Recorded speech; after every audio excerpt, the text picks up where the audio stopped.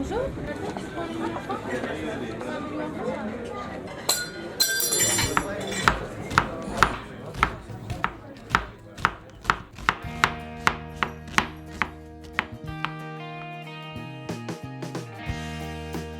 everyone and welcome back to Breaking Bread, the Birmingham food podcast presented by food obsessed mates Liam and Carl. I'm Liam. Happy New Year to you all. Hope you all had a good Christmas and all that jazz. We had a very relaxed one, done the usual stuff, ate too much. Hope you all are well. Hope all your resolutions are all intact. We're only 3 days in, but I hope they're still going strong. Massive thank you to everyone who listened to our last episode with Stu Dealey, obviously MasterChef champion. If you watched the final of MasterChef, he done awesome, didn't he? Done Birmingham proud. If you haven't listened to that, go back and have a listen. Thanks for everyone who got in touch. We do love it when people get in touch and tell us that they enjoyed the show. It means a lot to us, obviously. There's no point doing it if you don't love it. But then, obviously, getting the feedback, that means everything to us. So thank you very much for that. If you like that episode and you like this episode, why not subscribe? That way you won't miss any of the episodes. We've had some great guests over 2019. Obviously, it was our first year doing this. We've had some absolutely cracking guests. Obviously, Luke Butcher, head chef from Pennell's, who was a legend. Craig Treadwell from Great British Menus. We've had loads of great guests. We've got some amazing guests to come in 2020. So make sure you subscribe and don't miss any of it. On to today's episode. A really exciting episode for you today. It's with Alex Claridge, the infamous Alex Claridge. He's the owner of The Wilderness, probably one of the most unique and interesting restaurants in Birmingham, and definitely one of the best meals I had in 2019. He started off as like a pop-up at Kitchen Garden before moving to Dudley Street, and now it's in the Jewellery Quarter. And in some exciting news, which he actually told us on the podcast, is they're actually moving to Bennett's Hill in January. Big refit. We're going to see a brand new mature Wilderness. Along with the new mature Wilderness restaurant, I think we've got a new kind of mature Alex Claridge. I mean, if you've ever seen anything about Alex Claridge, just go type his name into Google. There's all kinds of stuff that comes up. By his own admission, it's had headlines, you know, there's history there. He hasn't always been the most serious in interviews. We weren't sure how the interview would go, but yeah, I think with the new mature Wilderness restaurant, there's a new mature Alex Claridge, and it really shines through in this episode if you have a good listen. He talks with passion and I think a little bit of regret of what happened in 2019, and I think it's probably the most honest interview we've ever done with anyone, and it's probably his most honest interview. I think he tweeted the day after we recorded to say it was his most honest interview, so it really is just, it's brilliant. Obviously really grateful to Alex for coming on the show. When I first started this podcast, I was invited to do like a few questions for like a local magazine or something, and one of the questions was like, who do you really want to get on the podcast? Who's one of your dream guests? And straight away it was Alex. You know, his whole philosophy, and maybe, I don't know, he wouldn't like to be called celebrity, but there's definitely a touch of the celebrity about him. Basically, he just seems like one of the most interesting dudes. Massive respect to the dude. He's done some amazing stuff, and we really can't wait for this new Wilderness to open. I think it's going to be amazing. He showed us some of the pictures of what it's going to look like. Looks stunning. It's where the old Nocturnal Animals used to be, so we're really excited for this new restaurant. It's going to be absolutely incredible. So here's to a big exciting 2020 for Mr. Alex Claridge. Hope you enjoy this episode. In the past, I've used humour a lot to displace the fact that, like, doing this job, like, as much as I love it, you know, it has put the knife in deep several times. It's put me on my knees this past year, my own struggles and my own kind of demons, and like, I wouldn't wish that on any human being, let alone one who's got a family to provide for. However, whenever anyone says that, oh, you know, I wish I did this, I wish I did that, it always comes to mind, like, I'm quite a big Bukowski fan. Yeah, there's a great, I'm going to paraphrase here because I can't remember the exact wording, but his basic point is like, you know, isn't it funny how, you know, people get angry and furious about such trivial things like, you know, skipping a place in a queue, the bus is late, or they go to the supermarket and like the thing they want, it's not in stock. But on a major thing like wasting their whole fucking life doing something they don't enjoy, they're willing to just let that slide. And I kind of just think, for me personally, I consider myself very fortunate. Support of family, friends. Every little choice I made was lucky enough to bring me to a position to do what I do. Do you know what I mean? And like, what a fucking blessing. It's funny you mentioned music, because I would say the first kind of thing that made us want to come to Wilderness was the music. Like, I wasn't into Michelin star food or fine dine or anything like that. But even then, I wanted to come to the wilderness because of your playlist. Yeah, no, I get that, and I think the playlist is, I mean, one, it's the kind of music I want to listen to, because like when I first had the restaurant, we just played loads of like really generic, like sensitive folk music. But like after a certain period of time, that gets to you. Do you know what I mean? There's only so many times you can hear like meaningful covers of Hallelujah before you just think, I'm gonna just fucking stab myself in the leg. So it's the music I want to listen to. But more importantly, like I think it's so easy to lose sight of the fact that for some people, you know, taste menu format dining, this kind of restaurant is unfamiliar. You know, like the first taste menu my mum and dad ever did was this restaurant, and my mum was fucking shitting it. Like, you know, she was going, oh, you know, I don't eat this, I don't eat that. Oh, I've never had a scallop before. And like, I think you have to remind yourself that we do this day in, day out. You know, we're constantly exposed to this kind of dining experience. Not everyone is, and I want this to be a place where it's inclusive luxury. It's not defined or desirable because some people can't fit in. Yeah. You know. Yeah, like, I should probably point out at this point that we're sitting in the lovely wilderness in the Jewellery Quarter recording this with Mr. Alex Claridge. Yeah, that's the. That was a good intro. I should have done that at the beginning, probably. Nicely casual, just slip that in. But you know, like I'll see some guests come in, and you can tell that this isn't their normal vibe, and they're looking for a familiarity to cling to. You know, they're looking for something to let them know this is all right. This isn't that weird or alien. Are you glad about that though? Like, is there a little part of you that's like, yes, they wouldn't? Well, it is because you know what, the music's what does it. Like suddenly, you know, they hear "Start Me Up" by the Stones kick on or Bon Jovi, and like they know that. You see their little foot tap, and you kind of see them dig that, and you know that's kind of their familiarity. Like this isn't, you know, it's not some sort of like temple of gastronomy. It's not like a revered place where you've got to keep your voice down or you've got to kind of speak with received pronunciation. Like, just don't be a dick. That's pretty much the only rule. Like last week, there was a time, I think AC/DC came on, and like literally everyone, I looked around the restaurant, everyone was like kind of nodding their head, tapping their foot, and you're like, yeah. Whenever we kind of put a new song on the playlist, because we try and add to it so we don't go stir crazy, because you still get familiar, even on a 4-hour playlist, you get familiar with it. You know, I'm always like, can we get away with that? Like, you know, we've got Rage Against the Machine, Killing in the Name of, and I never thought that would be there serving, you know, the kind of food we do, whilst the speakers are kind of blasting out, fuck you, I won't do what you tell me. But, you know, it still works. And, you know, it's really nice. Like, even the playlist, which is on Spotify, like we've got like 50 or so followers of that who are just guests of the restaurant. I'm one of them, yeah. Who follow it. And like, that blows my mind. And I kind of think that's sort of been our niche, that, you know, those of us who grew up as alternative kids or listening to kind of heavy metal or rock and roll, we do grow up, you know. You don't necessarily wear black nail varnish forever. My skating days are well and truly behind me. Same. Because I was really shit, and every time I touched a board, like I used to end up in casualty. Have you seen 18 Stone on a skateboard? To be fair, that just sounds like a really great name for a rock and roll band. You know, and I felt like there's a place for alternative kids growing up who want to kind of let their hair down and sort of, you know, appreciate the nicer things in life, but are still cut from the same, you know, heavily black orientated cloth. And that's kind of been our win, I think. Did you have a favourite band kind of growing up? Yeah.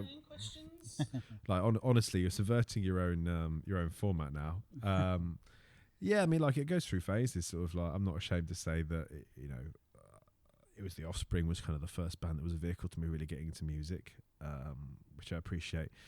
It's a very age specific dating quality, but from there, kind of, you know, I really got into sort of, I suppose, 80s, late 70s rock and roll. You know, like I was a complete Ramones obsessive. I then got kind of really heavily political punk, so like Dead Kennedys, Fugazi, Propaganda, Pennywise, Bad Religion, those sort of bands. Yeah. And then I kind of went through the phase of, you then look at the bands you love and you look at their inspiration, you kind of fall backwards and you kind of, you know, I really got into Richard Hell. I still love Richard Hell. You get into kind of, you know, the 60s and 70s, and like, you know, I'm pretty open-minded with music, really, but it kind of certainly was a really formative part of my adolescence, I think. And I think the kind of the willingness to say whatever you want, the kind of focus on community and focus on not taking it lying down and sort of affecting the change you want to represent. and kind of creativity really as at whatever cost. I think those are things I really took from it. And like most of my teenage years, they weren't spent cooking; they were spent like murdering the living daylights out of kind of songs with a guitar or a bass guitar in my hand. I was going to say, were you in a band or anything, or did you play any instruments? I was in several. They were all pretty shit. Thank you so much for bringing that childhood trauma up. No, like any tapes or anything lying around? Any SoundCloud or? There are 2 tracks I have on my laptop, but they are bloody closely guarded. They're not on the playlist then. No. I think you should sneak them on the playlist if anyone notices them. Do you know what? Like, I've had like maybe 2 distinct times in the last year when I've thought I should have recorded some music and put my own music on the playlist. But then every time I do it, I kind of see it as it's probably a red flag of my first midlife crisis and a little bit self-indulgent. No one wants to have like these amazing bands with like great voices, great melody, and then listen to me basically murdering guitar whilst I cry to myself. So I think the restaurant is safe from my musical talents or lack thereof. Is that what you played, the guitar then? I don't want to talk about it. I played a variety of things. I was best at clarinet and piano, the most rock and roll of instruments. Yeah. If you want to make sure you practice safe sex, play the clarinet. It's fucking incredible contraceptive. Yeah, I can imagine. But from there, I did kind of guitar and bass and for a small period of time saxophone, because I thought that would also be a more attractive wind instrument. Still not a particularly attractive wind instrument in my hands, at least. But no, I don't know. I still love music. I'd be lost without it. Yeah. And really bizarrely, I still, when I'm constructing flavour or looking at food, I still think of it as music. So when I'm trying to explain, even in the last couple of weeks, I've been working on the Christmas chocolate collections with Barrett, who's our kind of head pastry wizard. We'll talk about it as a chord. So you've got low notes, you've got high notes, you've got mid notes. You can have kind of discord, you can have resolution, you can have kind of forte, you can have piano, you can have dynamic. That's very much still how I process flavour, which I think is kind of a throwback from just being so obsessed about music for so very long. And I think it's why music features quite heavily, I guess, in the identity of what the restaurant does, because I think a great tasting menu should be constructed like a great album. You don't want every song to be the same length, the same volume, the same kind of vibe. You don't want an entire album of angry songs, although I will accept there are some bands who made a career of it. Yeah. You want that kind of variety of subject matter and of kind of,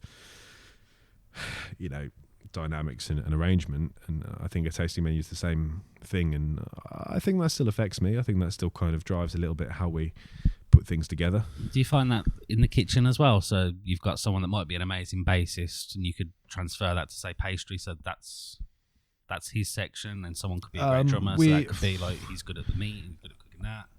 You put him on the grill. A little bit less so, because kitchens have to be a bit more dynamic than that. Yeah. We always try and move our chef to parties around to make sure that we're doing justice to their development. Because otherwise you do get trapped. Pastry is a slightly different proposition, because pastry chefs are a slightly different skill set, I think, a slightly different mentality. It's no hard and fast rules, but that's the only section where we tend to have a little bit more stability. For all of the chefs, I kind of think it's really important to serve your time. Every chef has their favourite section, but you can't let them bed in or get comfortable, because otherwise, the minute you've got a holiday to cover or someone off sick, you're screwed. And going forward for their career, it's going to limit their opportunity. If they can only do sauce, or if they can only do garnish or larder, like, they're going to be so much more constrained in their own development. And I like to think whatever else we do, the chefs who come through our doors will leave us as better chefs than when they started. So the analogy falls apart, really, putting us too much scrutiny, but on a kind of flavour basis, I think it rings true. I just want to get into how you got into food then. So obviously you weren't going to make it choices. As a rock star, so you just got into food then. How did you get into food? You didn't go down the traditional route? No, far from it. I didn't go to a school where there's a massive variety of career options presented to you. You're pretty much, with a gun to your head, asked whether you'd like to be a doctor or an accountant or a solicitor. If those don't appeal, teaching's offered. So, at the time, doing something around food or something that was more practically led just wasn't a consideration. So I went to university like a good boy. Didn't particularly want to. Did English because I thought, well, talking What uni did you go to? Nottingham. What uni did you go? Nottingham Uni. Studied English studies, which makes it sound even dafter than it was. The addition of the word studies, which was kind of a mixture of everything really: psycholinguistics, drama, literature, the works, and like, you know, I enjoyed it to a point, if you like that sort of thing. But food, I think, became part of my life then, really. Because initially, like, you know, when I first went to uni, I kind of, you know, it's not particularly out there, but I went pretty anorexic when I first went to university because I kind of went a bit loopy. I didn't really know how to process. As a 31-year-old, it feels like such an innocent time, but I didn't really have to process all the changes and all the freedom and all the rest of it. So my eating went proper wacky. And I think I kind of realised that I had this slightly obsessive quality around food. And I'm a big believer that, you know, those values don't go away. So you've got to rechannel them. So kind of cooking became a way to focus that obsession in a marginally more healthy way. Chefing as a lifestyle, I would question exactly whether we could endorse it as a healthy life choice, but it was about refocusing that. And I think it was also, I never really got so much the student culture. My wild times weren't at uni. They were sort of like my mid-20s when I was in the thick of it chefing. Like at uni, I didn't really understand the sort of denialism of, you know, student drinking and all the rest of it. So it sounds that tragic, but dinner parties were kind of my way of trying to build my version of that lifestyle. And I started cooking. That's what you do, start doing dinner parties. Yeah, dinner parties, and I started cooking part-time just for cash, and I thought it was more interesting than retail. Were you instantly good at it? I've got no fucking abysmal, absolutely abysmal. Any chef who's like, the minute I touched the pan kind of lit up, and then I delivered like 1-star food, like that's bollocks. Like, you know, I wasn't, but I wanted to be. And I've always been quite obsessive, and you know, I'd get caught up in books like the Linear Cookbook. I remember, you know, a few years after uni, to be fair, but I remember, like, you know, I used to just stay up till 7 a.m. just making like 5 different versions of cucumber ketchup because like the OCD in me just wanted to, you know. So I did that at uni, and then my final year I almost got a presenting job for TV, BBC 3, but my university wouldn't let me suspend my degree, so I had to choose, and I didn't have the confidence to just go, fuck it, I'm going to go and do some random TV stuff. So I didn't. I stayed at university and punished myself by taking a job at Deloitte as an accountant. But from day one, really, it just wasn't my vibe. You know, going back to your talent, what you said about talent, are you one of those people that believes there's no such thing as natural talent? Like, I believe it as well, that there's something where I don't think anyone's really naturally talented. You put your 10,000 hours in, you really work at something, you learn. Do you know what? I'm not medium between the two, I reckon. You know, like, the minute you say that, I just think, well, Freddie Mercury. Like, you can't teach. I know, like, yeah, I suppose to an extent, like, I can't sing like Freddie Mercury, but I can learn to play guitar, like, yeah. But your rapping's absolutely on fucking point. You must have definitely seen my hip hop karaoke. I haven't, but I'd like to. No, I think there's two routes to success. I think, you know, some people do have. Look at that, some fucker trying to book a table on a Sunday night. Why did I not have the internet? What's wrong with people who uses a telephone? I do as well, though. Like, I mean, we deliberately try and avoid it. We try and always push people to the website because they can do it all themselves online, and they have complete control over it. But I just like the comfort of another human. You know, I think it makes me feel a connection. Do you know what I mean? You're like, I just want to feel alive. They call you back anyway. Well, it's, yeah, all these pretentious restaurants asking for your dietary requirements so they can do their fixed menu job. I hate telephone. Like, I would happily never speak on a telephone. I like doing podcasts because it's face to face. Yeah. But like a few times we've considered maybe doing a Skype or just a telephone. It's not the same. I can't do it. It's not the same. I'm awful on a telephone. No, I get that. I was so hoping somebody was going to leave a message then, like, Alex, what the fuck? Why have they got such a poor Irish accent in this impression? That's just my accent. I enjoy it, but yeah, I mean, to come back to talent, I think, you know, so I think hard work and dedication and passion will take you a hell of a lot of the way, and I think that can get you to being brilliant. And I think some people have a different journey to it. I think some people have an innate kind of talent for some things, for sure, but I wouldn't describe my talent as innate. I think it was a curiosity, and I think with food, I always focused on the emotional experience of it. Like, for me, when I was doing, you know, my shit dinner parties, in my mind when I was cooking, it was it sounds really lame. It was like I'd be thinking already about the playlist I'd have for my dinner party. I'd be thinking about like what foliage I'd have had on the table, like fucking daft shit. I wish I'd been focused on the food because the food was shit. But like, you know, those are the kind of questions that went through my mind. I focused very much on the emotional experience of it, and I think when I was working, it was just sort of a willingness to kind of work my bollocks off and take a beasting. So what was the point where you just stopped doing the dinner clubs and you read your books and books? And well, I didn't know. And get a job? I didn't. I went to accountancy. I worked for Deloitte for a year as an accountant. But I recall I was doing a job for the NHS, and there were no windows. And I remember looking at a pencil, thinking, I wonder what's the right way to headbutt this pencil to not kill myself, but definitely get some time off work. And once you've hit the point of contemplating self-harm with a pencil, I think you have to reevaluate life choices. And, you know, it was a bit of an existential crisis, really, because, you know, as fundamentally, love it or loathe it, as a grammar school boy, you've been kind of peddled this dream for your entire academic career of like, you get a fucking good job, you're going to do this career, it's respectable, yada, yada, yada, then you will feel complete, you'll be part of the status quo, you can have 2.4 children and a medium-sized house with a decent car and like a good pension. And it all just fell apart for me. I was like, well, what the fuck? You know, what's the point of this? I'd already kind of walked away from doing music because I recorded at 18 like a 3-track EP, which was sufficient to put me off doing it any further. Unfortunately, that will always remain in the past. And it was just I kind of figured this equation of like, you're going to have to do this career thing every day, so you've got to have something that is going to keep you engaged and excited on the daily. What do you enjoy? What makes you feel alive? What makes you feel more human? And out of those things, what do you think you could monetize? And kind of food was on that list.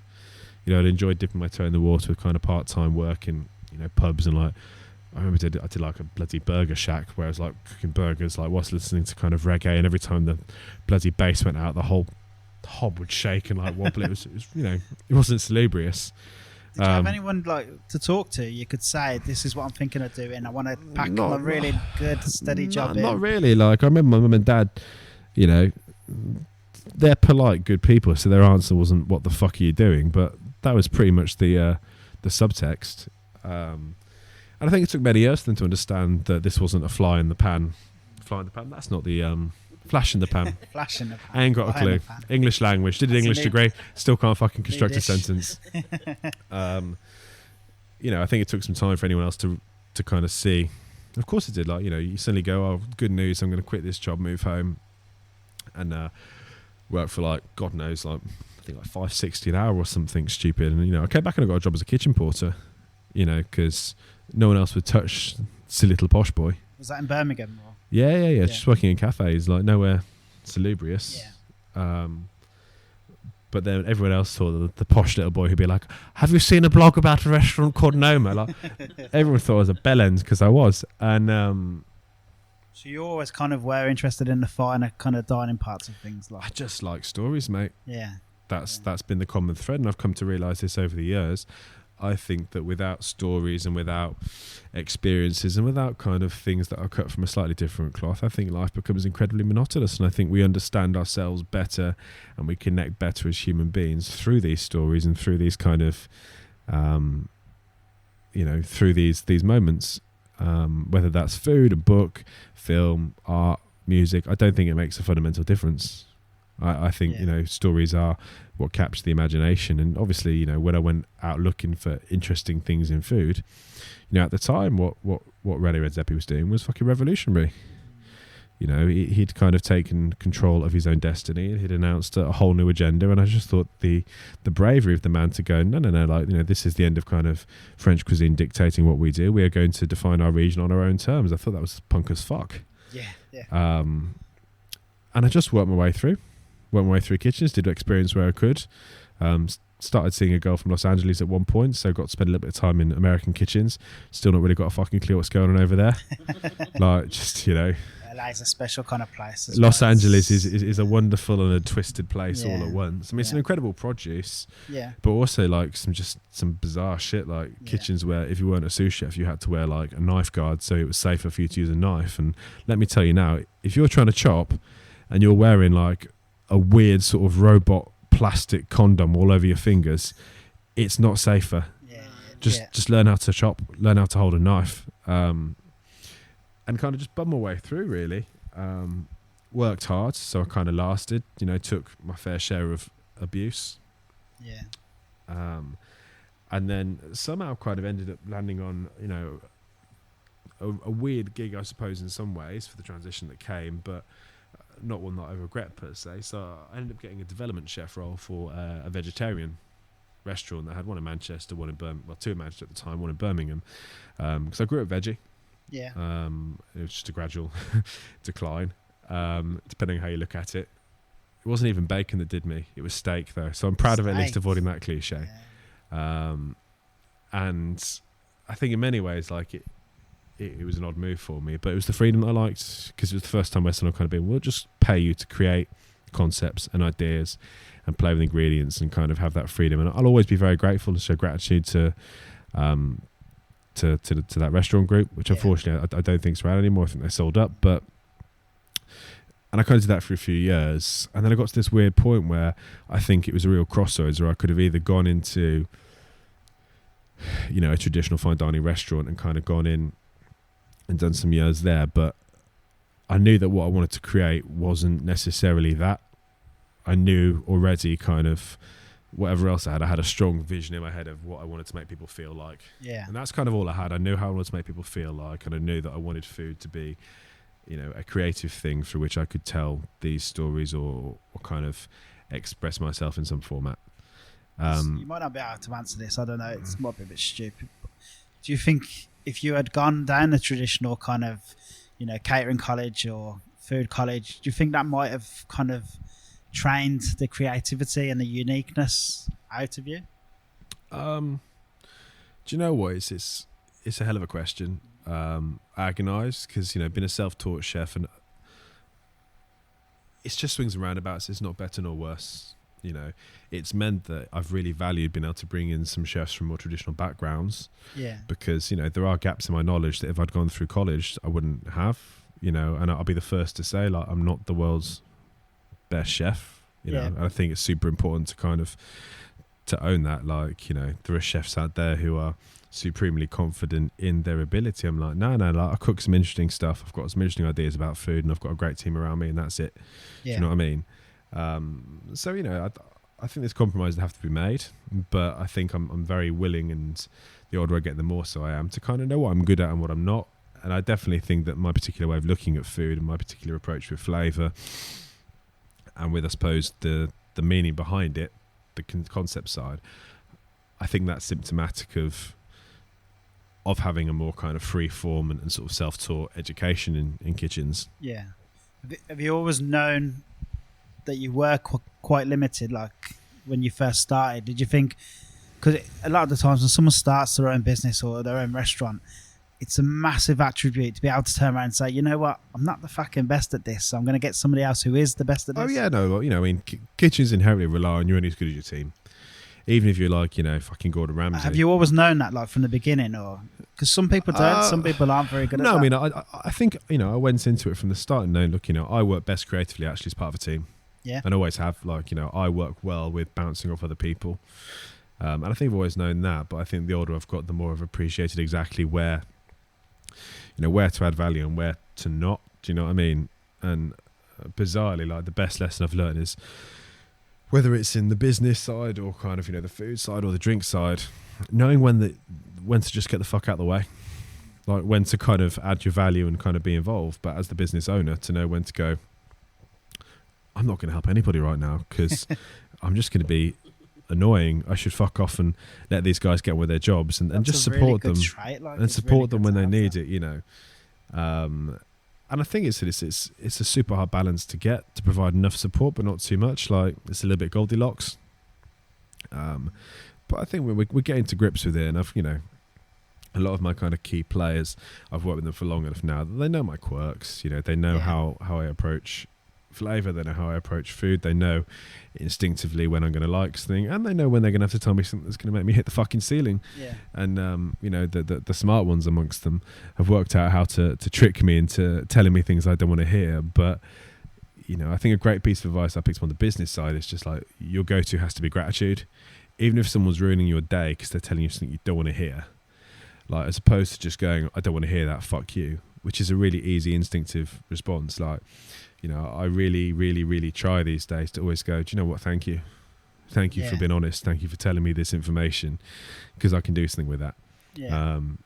Roll back 3 years ago and like 10 out of 10 it was a fuck you, probably followed by like, fucking off outside to like chain smoke. But how's that come about? Have you just maturity, age, like, what is it, just you learn? Maturity, age, hanging out with good people who show you different ways of doing things. And I'm going to sound a bit more millennial than I want to, but like, I listen to like podcasts that are meant to be like, inspirational ones, and some of them are just like proper cringe because it's a bunch of like tech entrepreneurs from America who are all like 16 and going to change the world, and like, I can't be doing with that. But there's some really great nuggets, and there's always a lesson. Do you know what I mean? There's always a lesson, and also failure. Like, for every success we've had, like, I fucked something right up to get to that point. And success is a pretty limited teacher.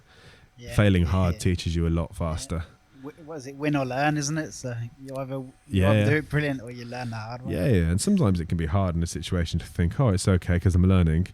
But once you kind of clear the debris, like, that's the reality. Do you ever suffer with imposter syndrome? I think everybody does on occasion. Yeah. But I think, again, part of perhaps the same general kind of development is kind of just realizing that everyone's in the same boat, and realizing that you don't really know shit all about anything.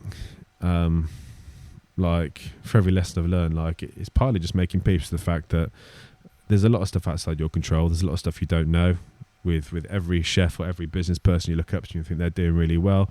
You've got no idea what's going on behind the scenes. You don't know what they've gone through. You don't know what they're going through. Like, don't get me wrong, like, even when we went to the AA Awards in September, and, like, some serious big boys there who, like, I really look up to, like, just, walking past, Michael Wignall, or like getting to, to meet Paul Ainsworth or any of those kind of guys who I've looked up to. Like, it's surreal, and you're sort of like, not sure what's going on here. But I think, as opposed to kind of letting that sit in me as negativity, where I internalize it and go, oh God, I don't deserve this. Again, not to sound too hippie here, but I just give thanks. How cool to be in a room with those guys, right? When we had the staff canteen dinner here, and you've got one table with Paul Foster and Tom Shepherd, two really great chefs, really good guys, sat next to each other eating your food and like saying hello and asking you how it's going. Just like, thank you. That's cool, man. Like, I'm grateful for everything that we're given. I don't think hospitality is a lifetime business. Do you know what I mean? Like, will I have the wilderness in 40 years' time? Probably not. By that point, we'll all be, doing whatever our robot overlords wish us to do. So, I mean, I'm a chef, so I think 40 years' time, I'm overstating my life expectancy, to be honest with you. But humans oh, in general. I've been outdone. The nihilism's gone well off the chart. You spoke a little bit about advice, and every episode I've ever done with any chef, I normally ask for just a piece of advice, and I think don't do it. The advice that's what every chef says. Every chef always says that as well. But the advice I kind of want for you is that we're recording this on a Sunday night, and there's probably people at home now who are dreading going to work tomorrow, Monday morning. Me too, hun. But they probably work in a professional, like, they're doing a job they fucking hate, like in a professional, like you were doing accountancy. They're probably doing that. And they're dreaming of doing like their own kind of food business on the side, or training to be a chef, but they've got a family, so they can't afford to quit and go to college. So what would your advice be, anyone who's looking to go down a different route other than the traditional classical route? Well, I think you've got a couple of things wrapped up there. I mean, I would genuinely say that until the politicians decide exactly how they're going to end this country, like, don't fucking quit your job and go and do food right now. Like, cling to it.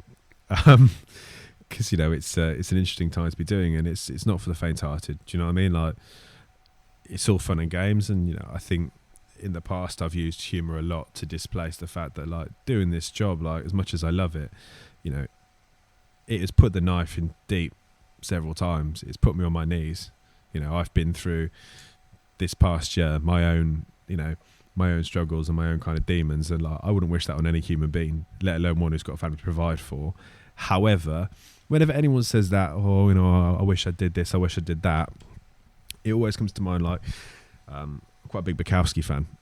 Occasionally quotes come up in the menu. Famously, we once didn't quote him and put on a menu, I am my own God, which is a Bukowski quote, but I didn't quote it, so it looked like I'd declared my own divine status, which was a bit of a misstep. But you know, there's a great, I'm going to paraphrase here because I can't remember the exact wording, but his basic point is like, you know, isn't it funny how, you know, people get angry and furious about such trivial things like, you know, skipping a place in a queue, or, you know, the bus is late, or they go to the supermarket and like the thing they wanted is not in stock. But on a major thing like wasting their whole fucking life doing something they don't enjoy, they're willing to just let that slide.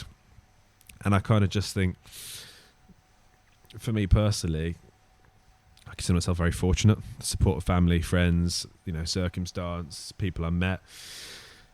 Every little choice I made was lucky enough to bring me to a position to do what I do. Do you know what I mean? And like, what a fucking blessing, you know. I mean, I'll be fair, my worst tattoo says blessed on my chest, and I got it when I was going through a particularly soppy phase. So I'm well aware that this basically means I'm a cunt, but I do consider myself to be lucky to do that. But I also think there's some real truth in that quote, that on a daily basis we allow ourselves to be angered and so upset by trivialities. We allow them to divide us, you know. We allow this circus to you know, to pit us against each other, and we fall out and we fucking argue over such dumb shit, like particularly with social media, like it's all over the place. But you know, we are all going to die. We all have a finite amount of time on this earth, and like whenever I say that, like, it's not the first time my staff roll their eyes, but I'm not saying it to be dark. And that's where people, I think sometimes, particularly in the press, go, oh, quirky old like goth Alex. Like, I'm not being dark. I'm saying what a gift. You know, right now, we are, by luck more than judgment, we are all alive. We have an X amount of time to enjoy it. And I just think you've got to ask yourself, if you're not happy, the only person stopping you from being happier is you. Do you know what I mean? Like, you have the choice to go, no, fuck this. I'm not going to spend my whole life doing something that, you know, that I regret, because I'm telling you now, there are worse things than being stressed. There are worse things than working hard. There are worse things than going through, like, you know, a little bit of, you know, financial hardship because, you know, your business idea hasn't worked. There are worse things than failure, but there's nothing worse than too late. Have you heard of, I just wanted to say this quote because you'll probably like it. Have you heard this quote? You only get 2 lives. The second one begins when you realise you've only got one. I haven't heard it, but it rings true. What a quote like that. That's what made me think of what you were saying then. No, it rings true. And like, you know, I'm not a fucking life coach. If anything, I'm the cautionary tale. I genuinely mean that. Like, you know, I've been asked to do a TV show next year, which, you know, all being well, we'll be filming in Jan.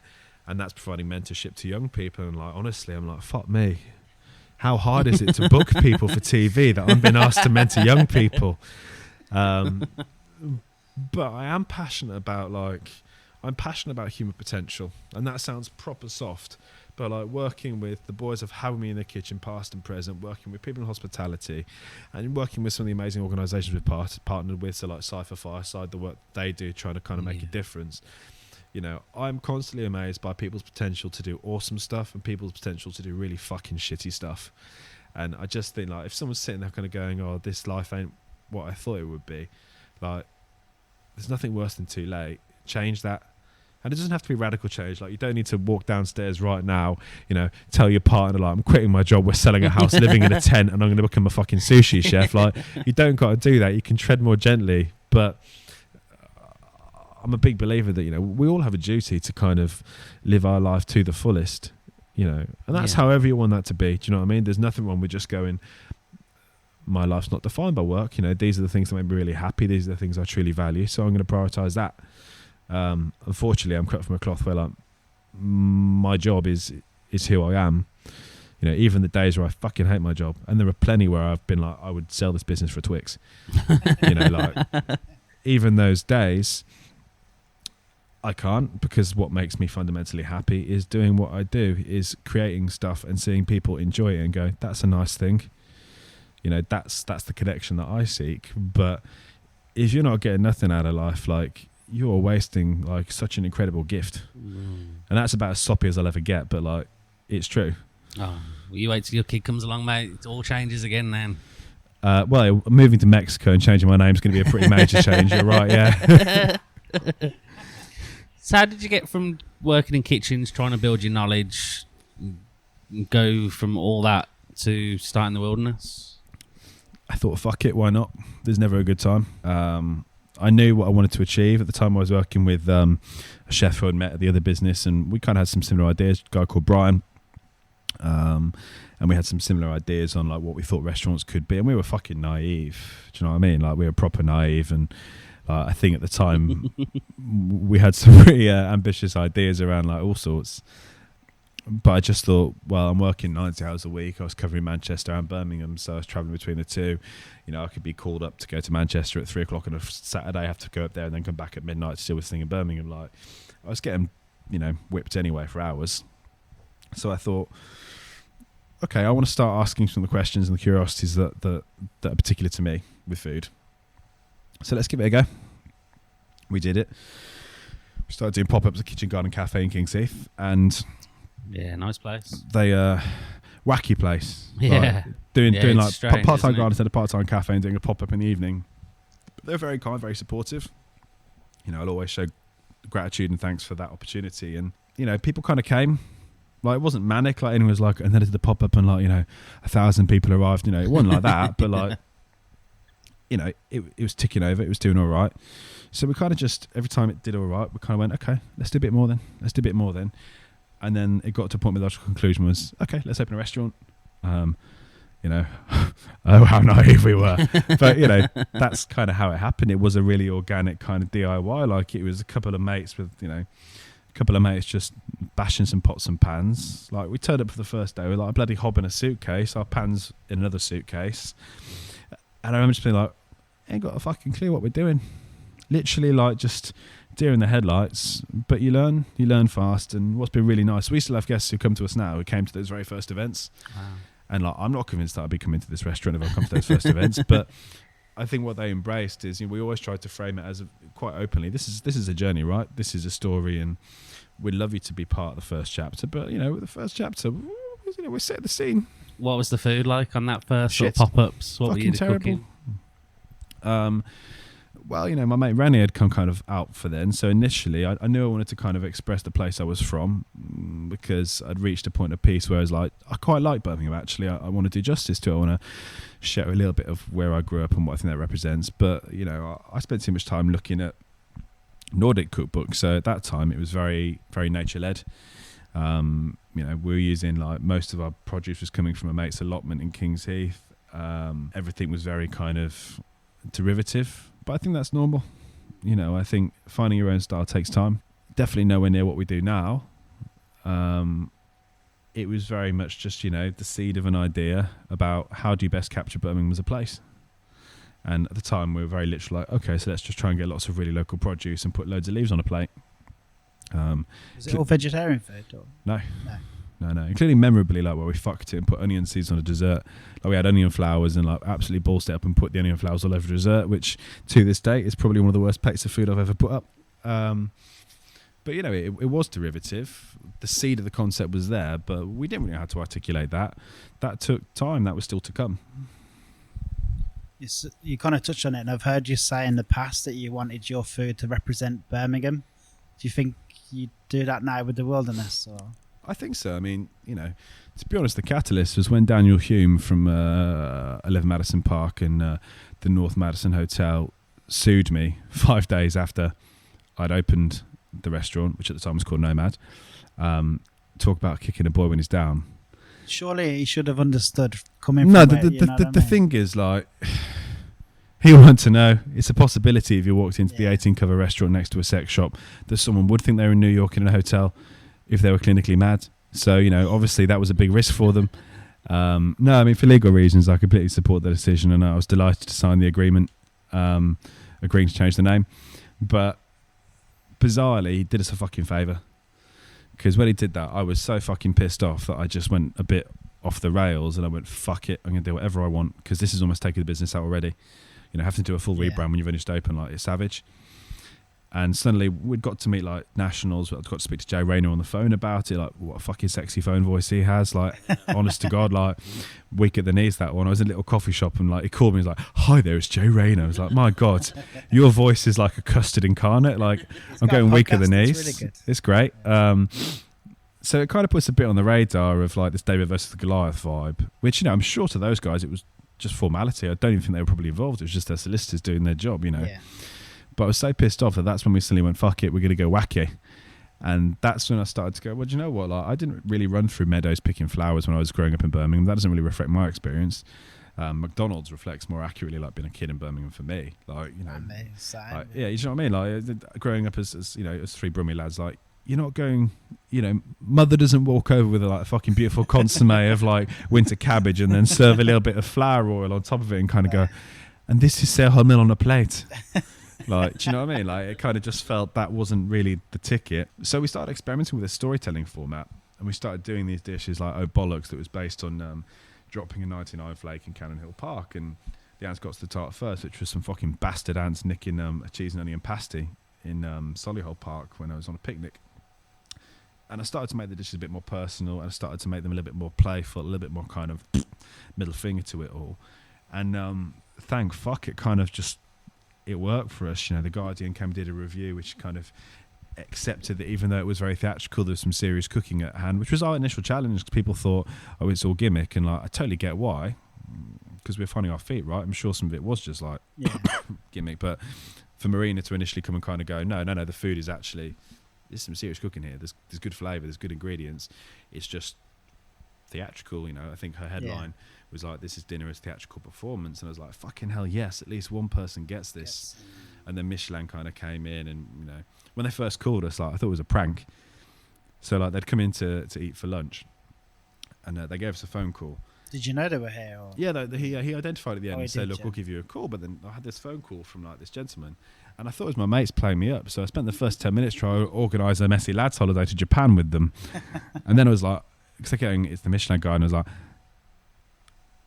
got you, actually is. Okay, sound. And they were very supportive, you know, very curious, I think, because obviously, like, this was a restaurant that kind of come out of nowhere, really, as far as they were concerned. You know, I wasn't on their radar. I hadn't worked anywhere prestigious or anything like that. It was just a kid from Birmingham, like, trying his hand at doing something a bit different. And it kind of spiraled from there. And, you know, I think the longer we've done this game, the more I've refined that concept. You know, it's inherently important to me that our menu reflects the multiculturalism of the city. Because in a very subtle way, that is the most political statement that we can make as a restaurant. Yeah. You know, any forces that wish to see this city as this or that, any forces that wish to divide this city and kind of marginalise the minorities that have defined it, you know, my menu is, in the nicest possible way, a massive fuck off. Like, you know, this city... Your current menu now, you mean? Yeah, you know, like the reason why we're not afraid to kind of bring Indian influence in, the reason we're bringing in kind of Chinese and Japanese influences. I am so proud of Birmingham as probably one of the most cosmopolitan cities in the UK.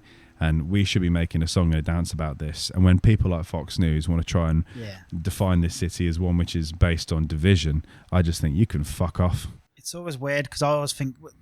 What city are they talking about? They're not talking about my city. Like. They're not. You know, people who aren't from Birmingham should really keep their fucking mouth shut. Yeah, definitely. If they've not been to our city, you know, it affronts me as someone from Birmingham that they try and define the city in these reductive terms. And, you know, in a climate where, as I said to you before we went on air, I don't want to get political because I don't think it's my place to.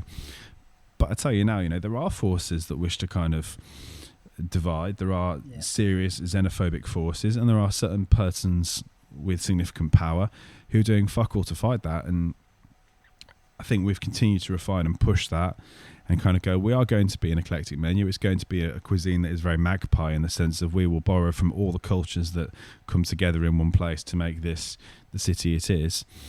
And I don't give a fuck if that means that my menu is eclectic. You know, like I worry sometimes that, you know, Michelin, for example, obviously, you know, a bit of a wound not to get the start. I worry that potentially part of that is that they don't, how do you categorise a restaurant that's so eclectic in its influence? You know, would we have been better served doing just one particular style of cuisine? Perhaps. Yeah, you're right there. But from the perspective of capturing the place that I am from and capturing and doing justice to Birmingham and kind of trying to, you know, to show and share with people this is what the city looks like on a plate, we'd be doing more of a disservice if we changed our culinary style. Yeah, it made perfect sense to me sitting there. Look, like when the menu came, there was satay, cod satay. There was Thai green curry on there. Yeah, you know, like, you know, there's loads on there. You know, we'll always try and find a way to kind of monkfish aloo. Yeah, you know, we'll always try and find a way to tie the menu together. Like, these are not explicit dishes that claim to be authentic.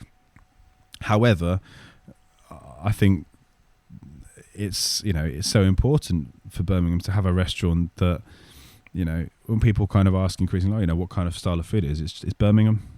Do you know what I mean? I don't feel a need to put a label on it further than that.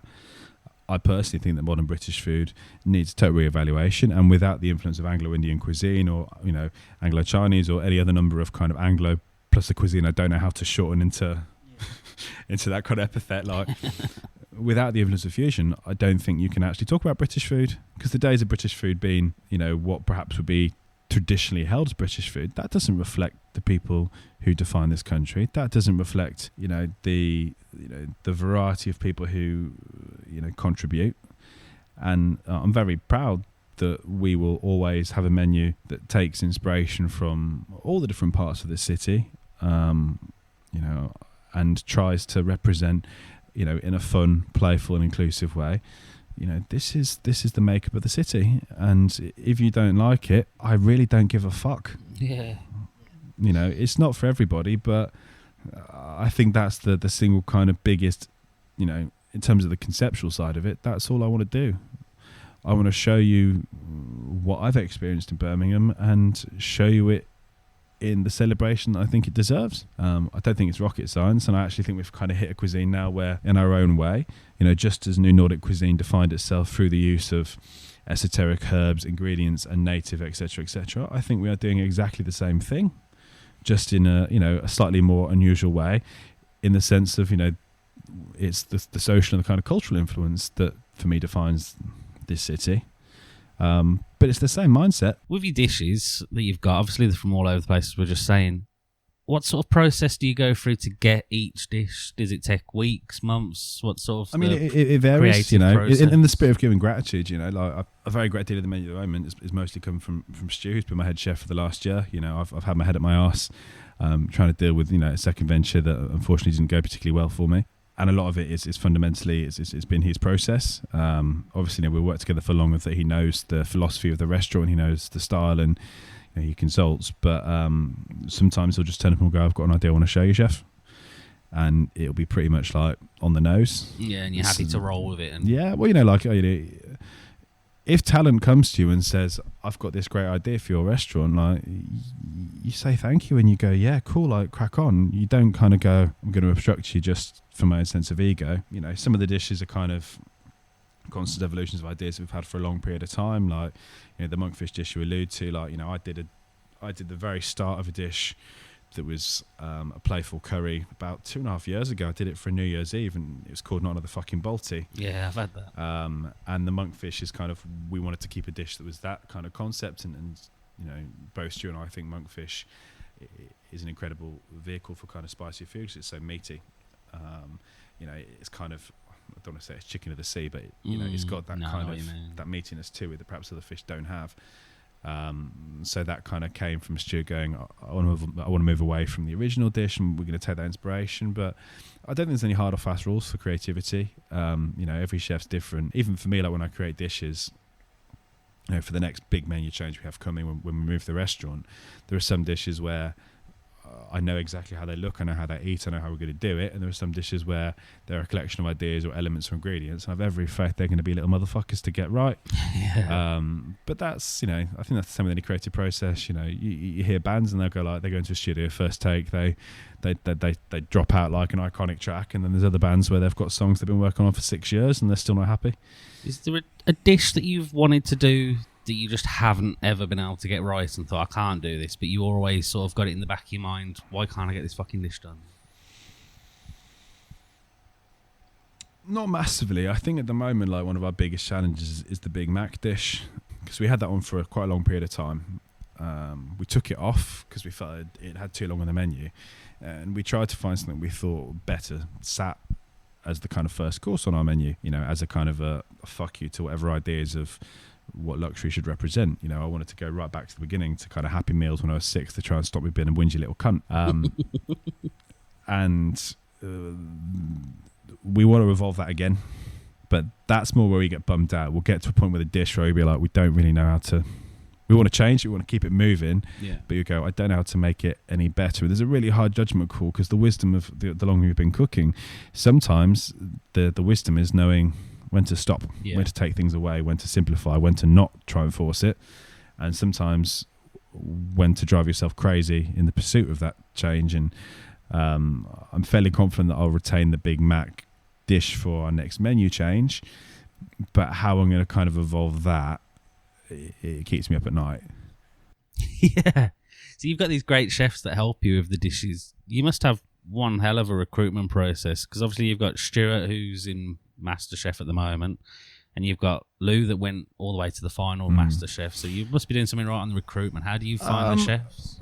Do you know what? I think the constant response that perhaps has led to, out of 3 years, 2 of those years we've had, we've had someone from this restaurant, end up on the MasterChef process, which of itself is an achievement for them. And the hard work is all their own. Do you know what I mean? Like, I'm not the one in the studio like busting my balls and trying not to nut Greg Wallace, so like, fair play. But I think it's the creativity. I think this has been a business that embraces creativity. Even if a chef is a chef de partie, if they come to me with an idea, I will never go, you're a chef de partie, you can't do that.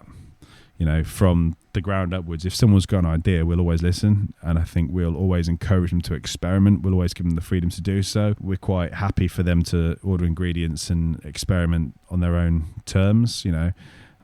I don't ever want to be someone who kind of shoots down creativity, and I think that's what kind of I like, and that's what's perhaps helped some of the chefs, some of the alumni we've got in the restaurant, that we'll give you the platform to experiment, to develop. We'll let you try things. We won't go no.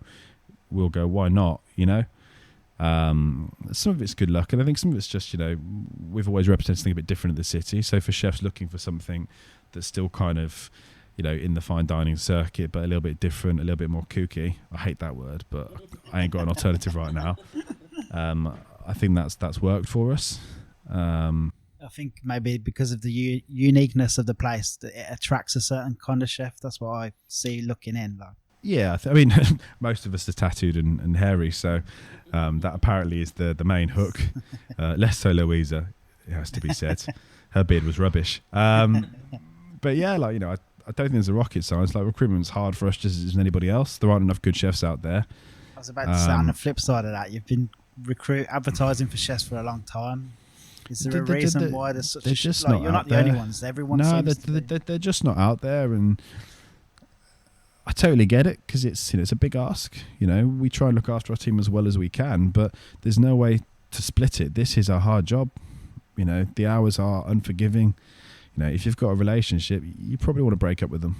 Yeah. If you've got hobbies, put them on ice. There's a lot of sacrifice involved in being a professional chef at the level we operate at, doing the kind of food that we do.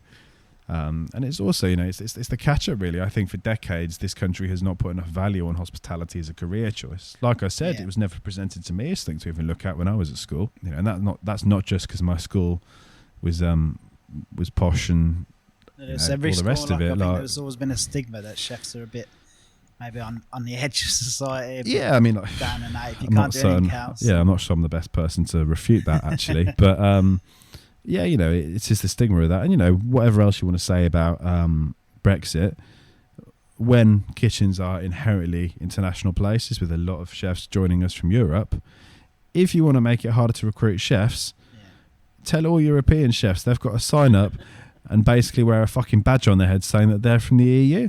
Or making them feel very unwelcome anyway. Yeah, if you create a climate where kind of Europe is a dirty word, a lot of the chefs who are currently, supporting particularly the mid-level of kitchens will understandably go, all right, thanks ever so much, I'm going to go back to Europe, fuck off. And then suddenly that's where the gaps start to show. I think they're definitely showing. You just have to go on Instagram or Facebook and see how many people's advertising for chefs. Well, like chef de parties are like unicorns. Honestly, apparently they're out there, but actually seeing one of the flesh is rare. But I think that for us, that only inspires us to ask the questions as to how can we keep modernising this as a career to work in. How can we try and do better by those chefs? How can we try and make sure that we provide them more balance? And these aren't easy questions. I don't have the answer to. If I did, this should be a different podcast, But it is good in the sense of when I first went into kitchens, they were fucking horrid. Some really, really unpleasant working conditions, some really kind of shit days, and I think that's changed. I don't think that's the case. You can't be naive to, looking after your team. It's just how to still pursue what we want to do creatively and pursue what I want the food here to represent, and at kind of what cost. There isn't an easy fix, but I think we're all in the same boat. We're all trying to navigate how we can do things differently and kind of modernise. And I don't think that's necessarily a bad thing. It's just on a practical basis, it's fucking hard. Yeah, of course it is. Yeah, we kind of said it then, and I just want to talk about that now. I don't know how much you can say, but obviously this is the second venue for the Wilderness, and you're moving. Did you want to talk a little about that? Maybe. Yeah, I do 100%. So have you announced it yet, or is this? No, I think it's a pretty shit kept secret. Yeah. Truth be told, we've been exploring what we want to do next to the Wilderness the whole year. We've had talks with with a couple of different venues, and in all honesty, it all kind of got delayed and sort of interfered with the pressures of the previously alluded to second venue. It's not easy to then expand your other business when you're trying to fight fires on the other side. So it's kind of all been pushed back a little bit. But I think we're pretty much there. We've got the designs done. We've got some really cool guys joining the team to kind of fortify what we do, both front and back. Is that Faber? Is it using Faber again? Is it? We're using the same designer. Yeah. She's no longer with Faber. Oh, right. She's a designer, a mate of mine called Ashling, nice. who I've worked with now for 2.5 years, and I like to work with people I know because we're on the same page. We've got to that point of comfort where I don't have to filter how I work. I like to work with that kind of level of engagement and honesty and stuff. So how pink is it? Excuse me, you pervert. It's not, unsurprisingly. It's I don't know. I think you can tell it's come from the same general style and aesthetic what we do here. But as I said, we always try and reinvent a little bit. We always want to show people something a little bit different, a new version of us. And I think there's a maturity to the new venue that still keeps the heart and still keeps kind of the feel of what we do now, but elevates it. It's a really exciting venue. It's more central. I'm taking back on the unit where I had nocturnal animals, so I know that part of town well. Bennett's Hill. Restaurant's not going to be that much bigger, so it's 36 covers, but obviously it gives us a bit more space for guests as well as us to work in. Kitchen's bigger. We've still got the bar upstairs, which will be both open to people just come have a drink or some snacks, and will also be a facility before or after your meal. You can kind of, I want to be able to provide you that hospitality for the entire night, or just for a little bit of time for you to drop in. So I'm excited to kind of to do it really over the next couple of weeks. I mean, this will be released probably before then, I guess, but over I'm not sure. I don't know. Don't allude to the realities of production. You kind of said before I think it was before we started recording, I thought it was quite nice. You said that your original, where was the original one? I wanted to go to it, but I never went to it. Originally we were part of Brum on Dudley Street. Yeah. The little cafe. And you said that was like your infancy, and then Jewelry Court. Yeah. Which has been really good for us. I never particularly intended to be in the Jewelry Quarter, but I have a lot of love for this part of town. We've got a few other bits and bobs of the pipeline that we'll still have some stuff going on the Jewelry Quarter, I think. And then coming into town to kind of to hit maturity, and I think that's the word. Particularly a business that's been quite organic and has kind of evolved as we've gone. I'm really excited to kind of to show the maturity side as well, to be honest, because my days on my appetite for having my cuisine overshadowed by controversy or kind of trouble, that's not to say that I'm suddenly going to turn into a saint, because I don't think that's on the cards. But equally, this new venue is about the food. This new venue is about providing the best possible iteration of the cuisine that I believe in, that we can to our guests. I think people will be surprised but I think anyone who likes what we currently do will still get it. Will still, I very much hope, enjoy it. But I think we'll also open and introduce us to an audience who perhaps have been put off by the fact that, you know, it's a bit backstreet and it's, you know, it looks this way or it looks that way. Or the chef said this on Twitter and all the rest of it. Like it's a little bit more restrained, but with the little playful touches still throughout. So I'm really excited for it. Big project, so that's my Christmas pretty much ruined. But yeah, just can't wait to get started. Chef. Really, Chefs don't have Christmas. Chefs don't believe in Christmas. Yeah, too true. Well, you do believe in Christmas, but you don't get. I barely do. Like, if I could avoid the whole season, I would. Yeah, I think when you're a kid, Christmas is wicked, isn't it? But like,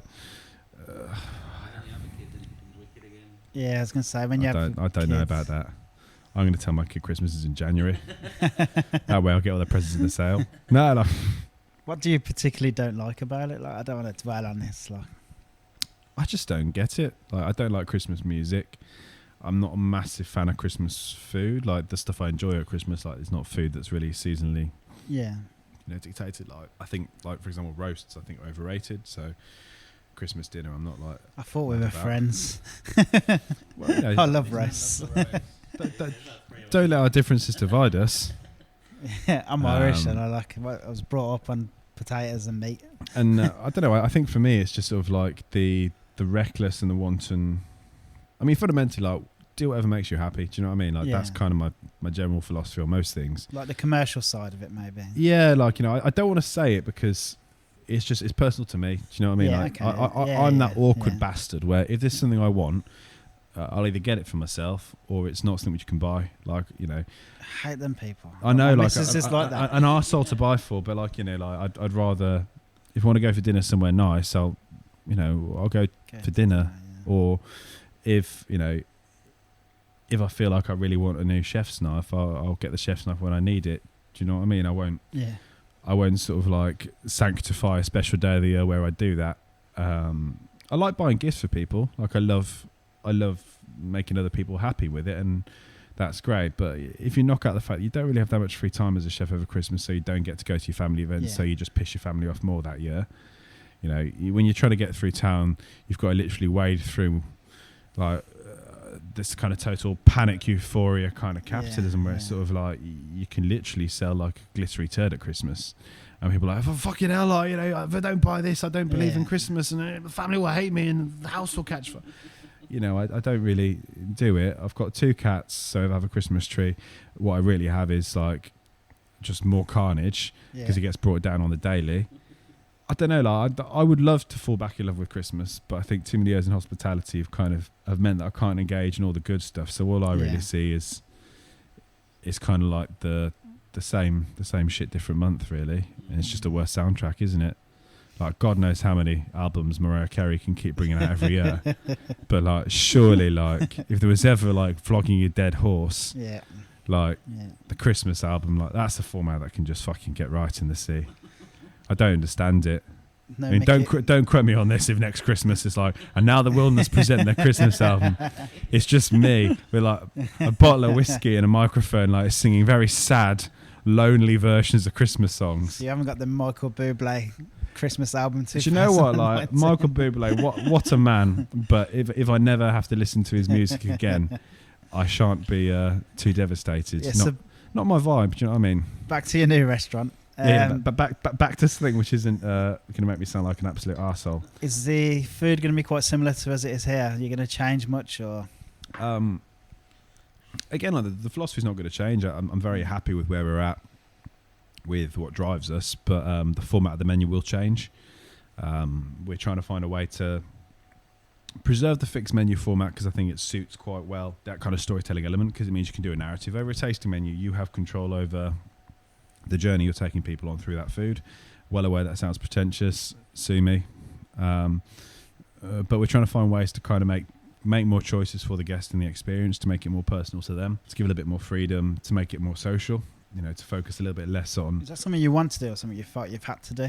No, I want to do it. Yeah, like, that's the best thing about food, man. Like, you know, every night from the past, I get to see like people, you know, have really important time with people they care about. I get to see first dates where people start to fall in love. I get to see people celebrating really poignant life moments, and that makes me sound like a creepy voyeur just sat behind the past having a tug. Do you know what I mean? Like, why is the chef so happy and where's his hands? That was almost beautiful as well. No, but it is like, that's the privilege that I don't think as chefs we talk about. At least for me, that's the kick. Yeah. So if we can make the food more social, if we can still stay true to our philosophy, but we can give more power back to the kind of guest as to what kind of night they want, like, I'm cool for that. And I think in some ways the menu format is going to be more clear about what we do and why we do it. Do you know what I mean? Like, again, picking up on what I said earlier, I think, which is fair enough, because we've always been quite understated in why the menu is structured the way it is, why we have such an eclectic influence. Yeah. I totally understand that potentially if a guest doesn't know anything about us, they could walk in and just think, this chef's just fucking schizophrenic. He's just like taking cuisine all over the place. It's like Jimmy Spice, but just a bit more expensive. Like, I totally understand that. So I think, the new menu structure will kind of make it a little bit more explicit. This is what we do. This is why we do it. And, I'm not presumptuous enough. Like, I'll never assume that someone coming into this restaurant knows anything about us or anything about me as a chef. Do you know what I mean? Like, I think for me, that's an arrogance too far. I don't want to walk over and assume they know who the fuck I am. They'll just be like, why is this heavily bearded pervert at the table? And why is he breathing so heavily and so agitated by this anniversary? Like, I don't presume that. So I think the menu is going to make it a little bit more explicit. This is who we are. This is what we do. So if you walk in cold, the menu kind of says everything that I want it to, Yeah. And there's more collaboration as well. There's some really great collaboration with artists and kind of brands and kind of creatives to kind of make the menu more of a product of kind of collective talent. Than ever before. And as I say, it's a bit of a kind of return to the driving seat for me as well. I've had a very busy year on the business side and, a personal life as well, and I've had a lot to deal with and I've dealt with it to various degrees of success. So I'm excited to kind of get my hands back on the wheel a little bit. Yeah. Hugely grateful for the team who've looked after it so very well. But it's definitely the most personal menu that I've done. And that's both really cool and then also like a little bit shitting it because like the more personal it is, like people always say that if people criticize your food, don't take it personal, it's only food. And you're like, well, that's all fucking well and good, but if you've built a menu around your life today and all the things that matter to you, of course it's personal, it's intrinsically personal. But that kind of excites me. So I've heard you saying about, and obviously Nocturnal Animals, anyone who went there was obviously massive neon writing above the pass saying it's only fucking food. Yeah. I mean, the sign got a lot less funny when you're turning it off because you fucked the business. But was that a joke? That philosophy that you've? No, man. It's not like, it's just both guests. Or was it like? I'm just wondering if there was if it was ironic because it obviously means so much to you, but you're saying it's only fucking food. It's a double thing. Do you know what I mean? Yeah. For me, food's everything. I'm obsessed. Yeah. So I've always thought that was very obvious, eating here and Nocturnal Animals. But then you kept saying, it's only food. It's only fucking food. And I thought, I think for me, it's, I want the wilderness to be part of this city and to take its place at the table. Do you know what I mean? And what we bring to the city is food. However, on both chef side, where in the pursuit of perfection, sometimes we make really fucking stupid choices. Like my personal life has been a car crash this year. I have hurt people I love, and I've irrevocably changed my life for the worse at times because I've been so blinded by my pursuit for this career. And that's not to suddenly make this all dark, but this is the stuff that chefs don't tend to say in interviews. Like, I have let down a lot of people who I care about in my personal life because I'm so blinkered in my obsession with this career. And I don't want chefs to always do the same thing. I don't want them to hurt people that they love or to neglect the things that really matter because they lose sight of the fact that we're not saving anybody in that kitchen. It's only fucking food. Yeah. And then when you've got guests who and we're very fortunate, this isn't really an issue that we have on the regular, but when people get absolutely fucking irate over the fact that they'll be like, you didn't have this wine that I wanted, I wanted a French, I wanted a French red and you've only got fucking chili, and like, chill your fucking tits. Like, we are all very lucky. If you're in my restaurant eating with us, then, for the most part, that means that you have a certain level of comfort and wealth that you can afford to spend your time and money with us. And I'm so grateful for that support and money. I'm not in any way like biting the hand that feeds, but all of us would be well served to remember that going out to nice restaurants and cooking in nice restaurants, what is going on right now in the country is a lot bigger than that. Yeah. You know, it is a lot more profound than that, and we shouldn't take it too seriously, you know, and I think that I like to think that's evident in the way I talk about what we do and the actions we take. You know, we realise that it might mean everything to us, but in the grand scheme of things, it's only fucking it's food. Not really, yeah. You know, would that be your biggest kind of regret about Nocturnal? Would be the staff and stuff, or? It's a very tough one for me. It's still a little bit raw, I think. Yeah. But look, you know, Nocturnal was a very complicated situation and project. You know, we tried to open too fast, and I don't think we ever really hit the opening that I wanted for it. We needed longer with the concept, I think, to really know who we were. Because don't forget the wilderness, you know, it's been a very organic, slow burn process, and I've been very fortunate to have that time. Nocturnal, we didn't have that. You know, in the end, I had 3 months to go from 0 to 100, and in all honesty, I couldn't do it. Yeah. And I couldn't get the right team. Had great people with me, but I didn't, you know, if you're trying to film an orchestra and all you find are trumpeters, it's going to be a pretty fucking weird orchestra. Yeah. We didn't have the right team in the right areas. And I think definitely, you know, there were differences of opinion, you know, at the top level between me and some of my business partners. And, you know, I'm never going to speak ill of anybody. Like, I can only look at myself and kind of go, look, you know, I needed to know a little bit more about myself than I think I did when I went on that project. I hated having to leave a venue the way I did, where I kind of just said, look, enough's enough. This isn't really my vibe. This isn't what I want to do. And walking away from a business is always really challenging. You know, we looked after the staff, you know, as well as we possibly could during a really turbulent time for that business. Yeah. But there's a limit to how fun that environment can be for your team, and it's a really weird one, because there was this the sadness and the kind of the good side is it taught me so much about what we had done right with the wilderness, and what we needed to do with the wilderness, and what we needed to be, and, you know, where we needed to really focus and make sure we got that right. So I don't know if I regret it, in the sense of, has it made me a better person the other side? Has it made me a better chef? Has it made me, you know, a better person to work with? I think it has. It goes back to what we said about win or learn, isn't it? So you've obviously you know, learned. Don't be wrong. I'd love to have had a slightly less intensive version of learning. Yeah. And, you know, I've had some really, really dark times this year. And that's been quite sobering for me. Do you know what I mean? I've always been quite a strong person. Yeah. I've always been kind of heads up, and like, there's been a few times that this year has knocked me down, and I've been like, I don't know if I can get back up. You know, and I'm very lucky that with, you know, the right people around me and the right kind of love and encouragement, and indeed the support of our guests on the wilderness side. Yeah. You know, I am back, and, you know, I'm more than ready to step back in a ring and go at it. But, you know, I can't underplay the influence that will always, I think, have on my career. You know, I can't underplay. There's not a day goes by where I don't think about it. But I think I can't change it.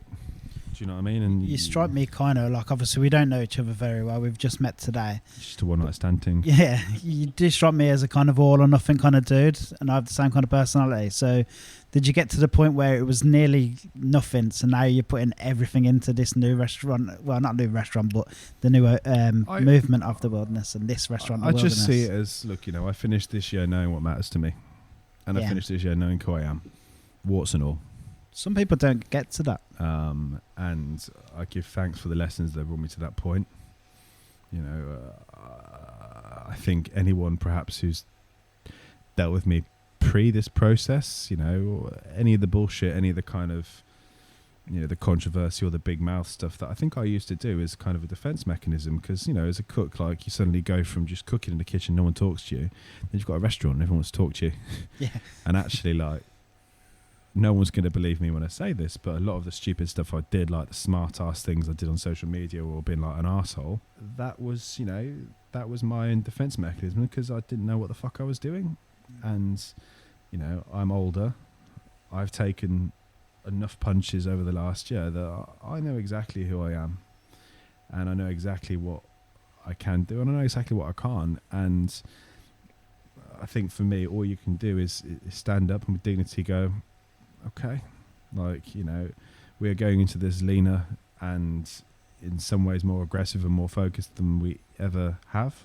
You know, I don't feel the need to kind of put on, you know, I'll be putting in case, you know, this podcast 2 years ago, God knows the amount of like jokes you'd have had to wade through, or the amount of kind of like fucking trying to throw off any real answers. Like, say what you want, I'll be honest. Do you know what I mean? I'll shoot straight.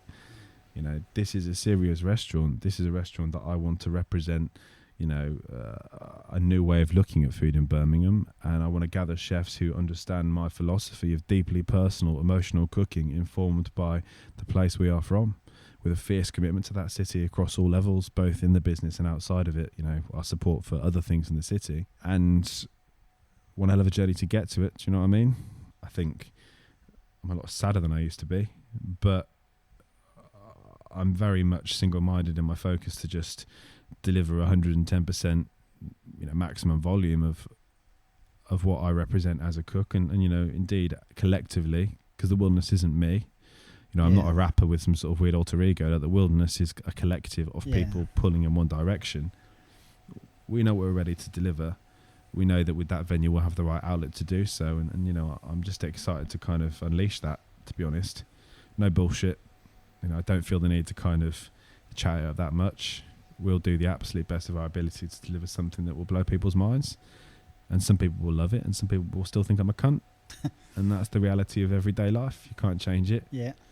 You know, we're all different, but for those who want to be part of that journey, like, you know, it's on. Do you know what I mean? Like, that's the only reasonable thing I can do off the back of the year I've had, to go, okay, you know, I will step back in that ring, and you know, I promise you I'll give the fight of my life to deliver something, you know, really, really fucking brilliant. As I say, pressure, 110%, but I think pressure's good. Yeah. Yeah, it's creates diamonds. Cheesy. Do you know what? I deliberately held off on that because I thought I know it's going to break this mood. Yeah, like, you know, both of us were like, "That's heavy, man. That's heavy. Let's not go for the easy one." Here we go. I want to move on now. It's kind of really move out and go on to something I don't think you ever get enough credit for, and I think you'll probably squirm at this because I don't think you'll like taking much credit, but like, you do so much work for charity, Seed for Fireside. Obviously, Simon from Meat and Two Veg put a call out, and I think you were like eager to get involved with that. Yeah, I mean, ironically, timing wise, we'll read out a quick tweet from someone who I think deserves the credit for their philosophy. So, because I tweeted today about food banks, just saying, because I've just seen the little teaser for the Disney Dispatches thing coming up. Yeah, awful. And it's got like fucking kids there, like talking about how they have to be careful with what they eat, you know. And sorry, particularly as someone who's got a kid on the way, like, that probably fucked me up, because I just think that's fucking like not right. You know, we don't, because then you get people like, there's a guy on Twitter called Kev. I'm not going to go further than that. Don't make him famous, Alex. No, he kind of came straight in and said he doesn't deserve it. When I said, look, is anyone involved in the food banks, because we'll help, do you know what I mean, we'll get involved with this, he just replied, virtue signalling alert. And I think that is unfortunately the climate that we kind of have on social media, where if you're seen in any way to kind of like try and enter a dialogue, particularly as a cook, you do get kind of told, get back in fucking line, that's not your job to. And we keep anything we do outside of the restaurant is quite separate. We don't do it because it's part of our press campaign. Do you know what I mean? We're not sitting there going, brilliant, that's a great marketing tool for us, because that's fucking sick. If anyone thinks you've got a marketing or a press campaign, no, we don't. Like, it's not about. It's, you know, what I'd say to Kev is, like, you know, I totally respect anyone's opinion on Twitter. I didn't always used to, but I do. I don't know his story. I don't know what he's. I don't know him. Do you know what I mean? Yeah. He's a random guy who just occasionally pops up and tells me I'm a prick. Much like my mother, to be honest. But for me, I think it was just actually, when I did have Nocturnal open, obviously you're in the middle of town there, and the two things that really struck me was firstly the sheer volume of people who are kind of either homeless or on the streets, or kind of vulnerable to homelessness. And after you've spent the evening, you know, charging, you know, a Nocturnal, what, like 70, 75 quid a head, here 100 quid a head, if you're walking back to, you know, a nice apartment, you know, I was living in the Jewellery Quarter in like a really nice apartment behind the wilderness. Yeah. And you have to walk past, you know, 10, 15, 20 people who are there like either begging for money for food or off their tits on drugs, which I don't condone, but I don't criticise either. Because if I was homeless, I would take all the fucking smack in the world. Same, yeah. You know, like I don't think we could possibly presume to judge what people do to cope with their circumstance. Like, that feels a bit fucked up, man. You know, if you're charging that level of food and there's other people in the city who can't afford to eat at all, that feels wrong. Yeah. So that kind of bothered me, and I didn't really know what to do with it initially. I was just like, this feels a bit wrong. It feels a bit twisted. I think a lot of people feel like, what can we do? Like, what can we do? Yeah, but the second part for me that, you know, and this is a really difficult one for me to talk about because we have some incredible guests in this restaurant, and I think we have some of the most compassionate and engaged and, you know, open people who eat with us. You know, I think like we attract that kind of crowd, and I'm not saying it because it's a nice soundbite. Like, you know, I fucking love the guests we have. I really do. You know, they are the reason that we're still here, and they're the reason that I want to just keep doing this better. But actually, when it was on Nocturnal, I saw, particularly on the bar side, some of our guests, if someone came up to them and asked them to change, they treated them like they were fucking shit. You could see the affront, you could see the offence of it. And I just think, for me, those two factors, I don't feel comfy with it. You know, like I said, like I've been a chef for over 10 years. Like, I'd be lying if I said to you that I'm proud of everything I've ever done. Yeah. Do you know what I mean? Have I made mistakes? Yes. Have I been a fucking cunt? Absolutely. And I'm not doing it as part of the business, but I think that if you're truly going to engage with the place you are from, you are only as good as the way the city is dealing with the problems presented to it. Do you know what I mean? 100%. And I'm a big believer in, you know, if you don't know about stuff, you've got to go and look and find out stuff. And, you know, the way I did that is I arranged to go and see Cypher, which are one of the biggest homeless charities in the city. So I went down to see them at their facility in Digbeth, where, you know, it's a drop-in centre for people who are homeless or at risk of homelessness. And, you know, I'm normally quite gobby, you know what I mean? I talk quite a lot. Yeah. I was silent for 2 hours.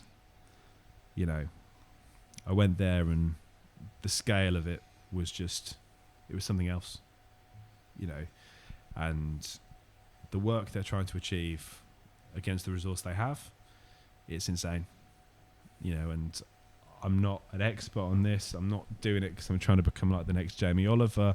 I'm not a social crusader. I'm nothing. I'm just someone who's from Birmingham and recognises the privilege inherent in what I do. I have a loving family, and I have support, and I have backers, and I have, you know, a business of my own where I get to do something I love. And I feel like if you can do something to make something better, why wouldn't you, right? Like, it doesn't seem like that's virtue signaling or like trying to show you what a nice person I am. Like, you know, I joke about it. I'm not a nice person inherently. Like, I'm not here trying to say that I'm like fucking Mother Teresa of Birmingham. Like, I'm not. The day we start looking to chefs to be our moral role models, like, that's when we've got a problem, you know. But I talk pretty straight, and I just think there's clearly a problem in the city with this. There's clearly a problem that at the moment there is not sufficient resource allocated to address. I don't see the fucking city council pulling their finger out. You know, I see a public that don't seem to engage with it. For every great act of kindness, there's, you know, there's someone who's, for whatever reason, like, so aggressive about it. You know, like, we had a night out with the lads maybe like 6 months ago, and there was a guy at the Action Bishop where a guy called Asher, who, you know, if you've ever seen the Jewellery Quarter, say hello. He's a fucking legend. He's a great guy. He came up to ask for some change, and, you know, a guy at the Action Bishop, no word of a lie, turned to him and said, gave him £1 and said, if you talk to me again, I'll fucking kick your head in. And I'm just like, Jesus Christ. I mean, you know, I then proceeded to get in an altercation with the tiny pricked young man involved. But, like, I don't get it. I don't get it. Yeah. You know, if you're lucky enough to get to pursue your dreams, which I am, give thanks for that and realise that if that then gives you opportunity to do cool stuff. Because when we went to see Cypher, they're so fucking humble.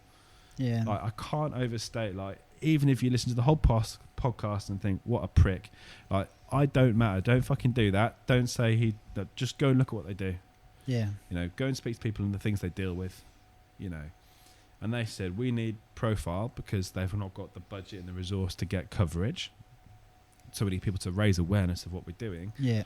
And then ultimately we need to try and find ways to kind of, you know, change systems to provide opportunities, to provide employment. You know, it costs them $1 million a year just to cover their overheads to do what they do. Jesus. That's $1 million. Do you know what I mean? Like, my restaurant doesn't do $1 million here. Like, we do, you know, maybe like just over half of that. Like, and they're doing that with like a skeleton team of people who really believe in what they're doing. And I just felt like, look, you know, wouldn't it be great if we use the fact that we can get a level of coverage? You know, we're not afraid to put our neck out and say stuff. And, you know, we have a resource that people will pay for. You know, that's the reality of it. You know, people want to come and do what we do, so we do it. And we're kind of, that's what we've tried to stay true to, really. And there's still so much more that we need to do. And it's not just us. Like, you know, Opus have been amazing. Like, Ben over at Opus, like, what a fucking gent. He's gone down there, he's cooked, and he's done fundraising dinners with their corporate crowd, and they've done amazing things. And like, that makes me so proud to be a Brummie. It's not like, you know, there's lots of great people doing great things, but I'm just like, well, for every person who, you know, per my mate Kev, every person who dismisses it and goes, fuck you, if one person then goes, actually, I can help with this, it's worth it. Yeah. You know, I don't need to be liked at this point. Like, I'm not fussed about that. But, you know, the scale of the problem is real. You know, and if anyone's listening, like, I'm not making this shit up. This isn't me trying to be like, you know, a lefty. This isn't me trying to kind of scaremonger. Like, whatever your political allegiance, you know, this city has a real and an imminent problem with not enough resource to support people who are going to die on the streets. You know, that's it. That's and a fact, yeah. If you're not okay with that, then fucking do something. Do you know what I mean? Like, that for me is... It's ironic, you say like rock and roll fine dining and you kind of play music, but like surely the most fucking punk thing you can do is to go, if you're not happy with something, change it. Yeah. And you know, we've started to do stuff, and I think that's been positive. You know, we did a great t-shirt collaboration with Punks and Chances, which are a local clothing brand who I love. We've done 1,500 so far just from t-shirt sales, with, you know, with the kind of the cut from that going to Cypher. Yeah. Which... How did that come about? Did you approach Punks and Chances? Yeah, well, you know, like I've worn their stuff for a little while because I think, you know, cool, it's nice to see a positive Birmingham message, isn't it? Yeah. So I just messaged them and said, should we do something cool? And we tried to be really clever with it, you know. And in the end, 'cause they're iconic t-shirts, yes, Bab. Yeah. And I was just like, I'm a bit darker than that. Should we just go no, Bab? And we kind of turned it into a bit of a, look, don't be afraid to say no to stuff. Don't dismiss, you know, hating bad things isn't negativity. It's good. Yeah. So we did no bad with them, and we've been working for a little while on trying to kind of structure employment opportunities for Cypher. But you know, we've dipped our toes in that, and that's the thing we keep behind closed doors. I'm never going to turn into like we're never going to be posting about it. Do you know what I mean? Yeah. Like if we hire someone, that's it. They're a member of our family, and we look after them. But we try to do that, but it's quite complex. Kitchens are quite high pressure, intense environments to introduce someone into work. And yeah, you know, like. With Cy, I think we're going to kind of host a dinner next year, which will be me and loads of other chefs in the city kind of cooking, again with everything going to them. And I think there's more of that stuff that we want to contribute to. Do you know what I mean? Like the days have been like, oh, you said cunt in an interview with the press. Like I'm old enough to realise that's just immaturity, man. That's just me lashing out because I'm angry or because I don't know how to deal with it. Actually, like. We just want to cook fucking amazing food that distributes to the city, and if along the way we've got the opportunity to kind of shake the hands of a few things that actually matter. Because me serving you like a 15-course menu, like I don't mean shit, really. Yeah. Do you know what I mean? Like it's not. Again, not to come back to it, it's only fucking food. You know, I would rather you don't eat that menu with us, don't spend the money with us, and you get someone who's going to freeze to death off the streets. You know, that's. To me, just logic. Yeah. And I know we're a business and you've got to tread a fine line, but you know, and I hope you're kind of vouch like to anyone listening, like this isn't a front, like this upsets me.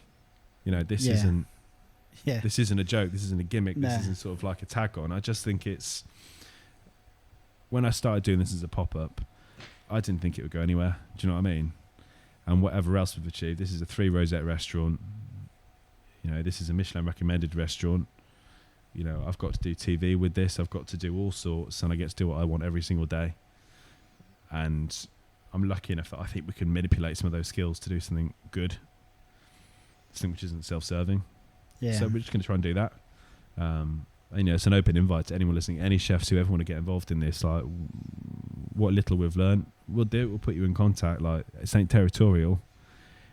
It's not like a corporate. Oh, we've picked that charity for the season. Yeah. It's just something that I really feel about deeply. Yeah, I think, you can tell it comes across really authentic everywhere. I think the city is a fantastic place to be. It's changed irrevocably. We've all grown up here, and like this city, I'm sure you'll vouch. When we were kids, it was a shithole. Like, let's not dress it up. It is an incredible city, but before we get too carried away with how amazing it is, we're only as good as how we're dealing with, like the worst of it, and we're not. There's no point celebrating the food scene and how great it is, and then like you got tents. You go driving into the city. There's tents of homeless people. Like, that's heartbreaking. Like, there's another boutique hotel. That's fucking great. But if there's people who haven't got a roof over their heads, and I know it's not like, I'm so aware that if I was listening to this, it'd fucking infuriate me. Do you know what I mean? I'd be like, well, that doesn't mean that I kind of enjoy myself. No, it doesn't at all. Like, you've worked hard, enjoy your life. Yeah. But if you've got the opportunity to like make things a little bit better than they are, like, for me, it's a no-brainer. Of course it is. So, I agree. Yeah, watch this space. Like, it's hard to balance everything else, but I think it's been really good to help us focus on what matters, and it's been really good for us to realise, you can get hung up in kitchens with like, oh, my supplier's not delivered scallops. Like, fucking scallops, man, I swear. Like, it's the hardest thing in the world to just consistently get delivered. Scallops. But like, scallops, or like, oh, my oven's broken, or do you know what I mean? Context is good. Something's always going to happen, isn't it? It is, but realising what else is going on outside of your bubble, that's good. That keeps you kind of not zen. I'm not zen, but like, it keeps you engaged. Yeah. It kind of gives you context. Yeah. So, not for everyone, I'm sure. You can't help everything, but help something. Why not? So, other than the restaurant changing venue, have you got anything else big lined up next year, or you wanted to?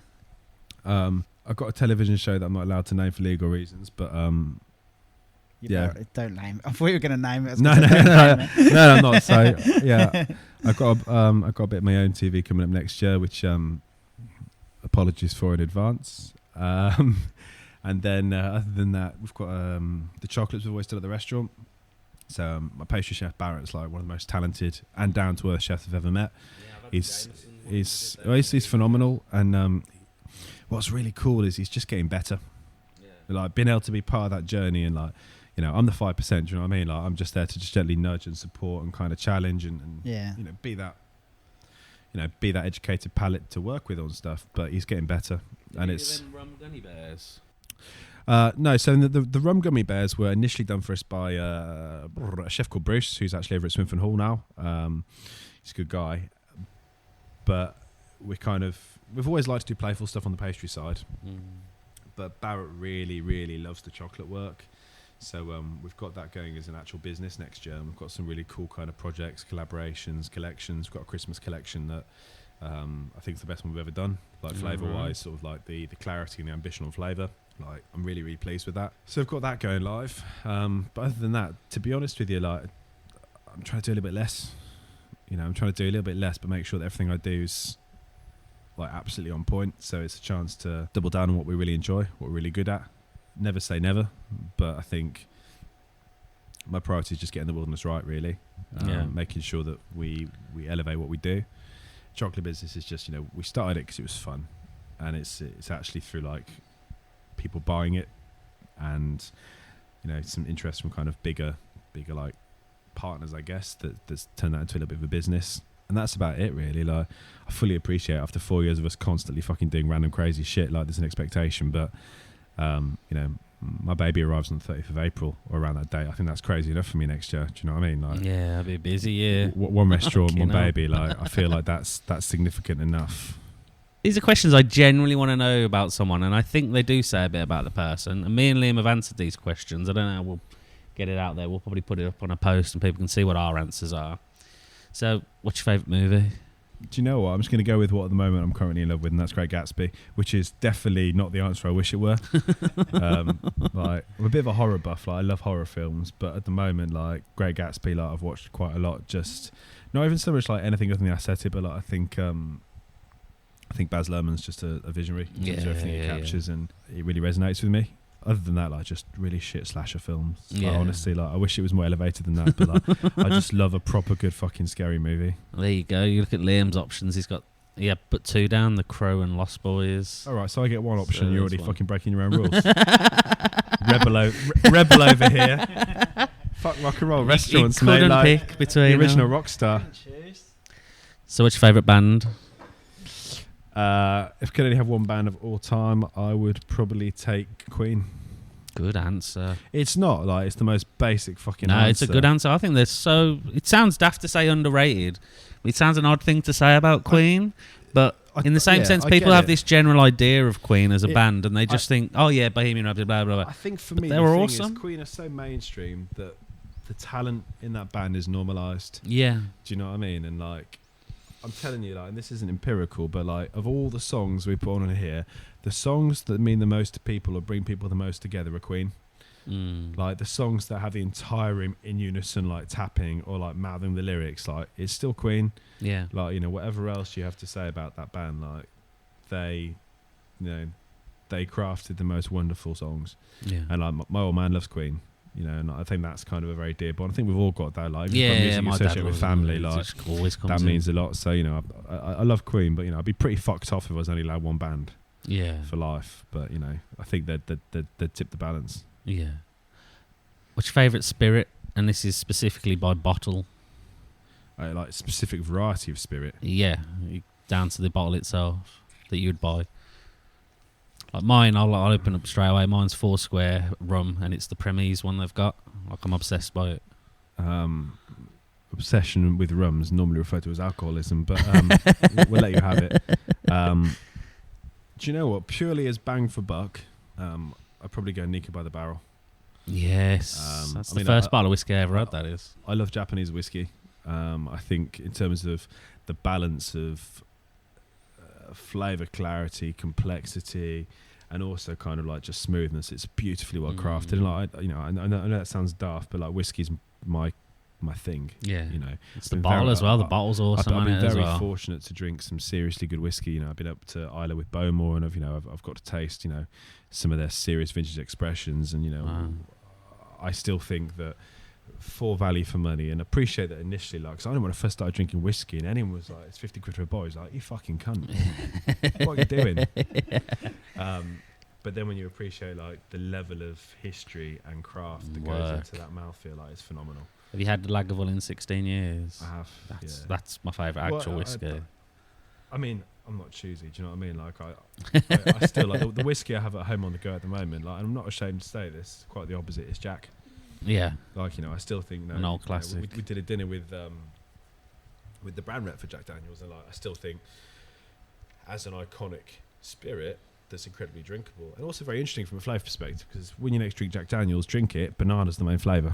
And you never think of it, but the flavour compounds and the chemical composition of that as a whiskey, banana and vanillin. So if you eat foam bananas, the flavour, chemically, the flavours of foam bananas and Jack Daniels are almost identical. And like, when you do it for the first time, that will blow your fucking mind. But it's really informed everything we do with that product now. Like, actually, if we're serving Jack, we will microdose banana essence or bring banana and vanilla into the background, not to make it taste of that, but to kind of season the drink. So that was a tangent, really. Just, you know, Jack Daniels aren't even fucking sponsoring this one. Sponsored by Jack Daniels. Yeah, like, you know. Well, no, you know, that's what I'm drinking at the moment. Like, that's you know, we did a collab with Sacred, which is it's a blend of whiskey from Britain, Ireland, Scotland, and Wales, and I mean, it's eminently drinkable because it's you know, lightly peated, sherry cask aged, so it's got a sweetness to it, which means it goes down far too easily. I think we've got 4 bottles left in the restaurant. Is that it then? And that's it. Then it's done forever, which is kind of cool. But are you going to keep one and never open it, or are you just going to fucking have them? You're overestimating my restraint here, mate. A bottle of whiskey with a wax seal on it, like, that's... You could just give it someone and say, go and hide this from me. No, I'd beat someone to death for a bottle of whiskey. I don't think that's going to happen, but yeah, like, you know, again, I'm not very good at the single choice vibe, but yeah, Nika by the Barrel's a phenomenal value for money whiskey and a great. Yeah, I agree with that one, 100%. What's your favourite beer? Not really a beer drinker, so I'm going to give an answer that everyone's going to be fucking disappointed in me. Guinness. That's not a bad answer at all. If I had to weigh up the amount of liquid that goes in my body this year, it'd probably be that. You know, and that's sort of it. Like, sometimes as doing what I do, if you get into an argument on Twitter about stuff, people will be like, "Oh, fuck you, I love Wetherspoons." I'm like, bro, me too. Like, I don't misunderstand just because I cook food of this variety that suddenly, like, I'm only going to, like, drink at, like, you know, top-notch places. Like, you know, my favourite bar in the world is a dive bar in Los Angeles where if you make eye contact, you'll get hit in the face. And that's because it's got an amazing bourbon collection. No one talks to each other and everyone there hates themselves. It's a fucking great place. Like, you know. But, you know, for me, Guinness, like, anywhere in the world you go, a pint of Guinness, ideally with a double whiskey on the side. Like fucking Jameson's doing IPA barrel-aged whiskey. Yeah, I haven't tried this yet. Honest to God, like, if you can get a double of that on the side with a pint of Guinness, like, that is like living life really well. Yeah, proper good. What's your favourite big sort of food chain, rather fast food or Nando's? You're a Nando's, man. Nando's. Me and Liam have plenty of arguments over Nando's. Off, you know, because like Paul Ainsworth did Paul Foster from Salt, his podcast, and he said he talks about Nando's. He talks about the Fino Pitta, and I was so fucked off because he basically took my order from Nando's, yeah, and then was like, "Oh, I've discovered this," and I was like, "That's been my order for fucking like." That's my order. But like Fino Pitta from Nando's, man, like, you know, like, never knock it. Or even like, you know, if you're hanging off your tits, let's not forget, in pure consistency terms, and in terms of the number of people which they bring together and cost of value for money, the best restaurant in the world is McDonald's. Yeah. And no chef wants to say it, but we spend our whole time banging on about consistency. I'm just saying. Yeah, you go anywhere in the world, you get the exact same burger. I mean, the pedo clown's more problematic, but you know, I'm not above a good little bit of junk food. But nice. Nando's, man, yeah. If you're getting takeaway, what is it? You don't have to say the place, just what type of food is it? No, I'll say the place as well, because I've got a problem, mate. Do you want it to keep quiet? No. So at the moment, I'm in Sutton Coldfield. There's a place called Papa's Pizza. Pizza Hut kebabs and that, and like after service, that is I've got like a devil on my shoulder. Like I've literally this week I've been like, no, this is enough. I'm gonna have to quit pizza. Yeah. But like I'm quite an emotional eater, and I know that about myself, and that's fine. I think we all are in different degrees, and there are certainly worse things you can do when you're emotional. Do you know what I mean? But there's a voice in my head that was sort of like, I know you feel sad now, but imagine what 12 inches of cheap pizza would make you feel like. Could you take 12 inches? Every fucking time. To the point that if I call them, they ask on the phone about, hello, Alex. And like, they know what I do for a fucking living. Yeah. So this is deeply unfortunate because like... I'm sorry, is that voice Joe Lycett? No. It sounded exactly like him. He's not hidden within me. Are you sure? Not last time I checked. But yeah, like, you know... I love it because I personally, I love that kind of, I like to chat to people. I like to kind of, you know, talk to them and stuff. But like, I've been there at the weirdest times because like the owner of it, unfortunately, I'm not familiar with his name, but like he's a really good guy. I like him. But like sometimes I'll be in and be like, oh, chef, I've got a pizza. I'm like, don't out me. But like, I've just accepted it. Like, to be fair, so like, you know, I don't know massively well Glyn, but I've bumped into, you know, I've met Glyn a few times. Like, you know, we know each other well enough that we saw each other in the street. We're not, you know. And the amount of fucking times I've bumped into Glyn with either Greg's under my arm or a fucking McDonald's bag. Every time. It's like he's got a radar. If I walk into the Cornwall Business District with like comfort food, like, you know, holding it to me like it's my last fucking meal, that's when he comes out of Pennell's every time. So I've kind of made peace with it. Like, you know, I eat absolute shit outside of work, which is why I have to wear this baggy sweatshirt now because my abs are more like Fabs now. Do you know what I mean? And like, we all know you get to that age and you're sort of like, this might just be the shape I am now. Yeah, let's just embrace it. You've just sort of got to accept it at some point. It's still a shape, isn't it? We've got to cling to that, lads.